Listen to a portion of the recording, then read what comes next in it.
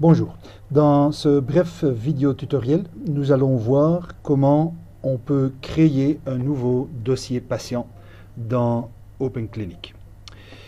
Premièrement, nous allons nous connecter à OpenClinic avec un compte utilisateur qui a des droits d'accès permettant la création de dossiers. Bon, dans notre cas, on va utiliser un compte administrateur système.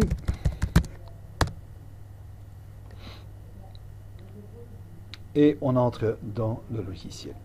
Alors, pour créer un nouveau dossier patient, nous allons passer dans le menu patient et puis choisir l'option nouveau patient.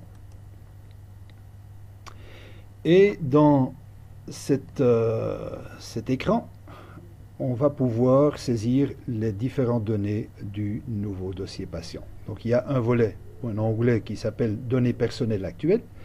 Il y a un volet qui s'appelle données privées, les relations familiales et personnelles du centre de santé. Pour cet exercice, on va s'y limiter à quelques informations. Par exemple, le nom et le prénom et la date de naissance, on voit ici que ce sont des données qui sont marquées par une astérisque et donc ce sont des données obligatoires. Les autres données qui n'ont pas été marquées sont des données optionnelles. Supposons que j'ai un patient qui s'appelle Dutron Jacques, né le 3 juin 1961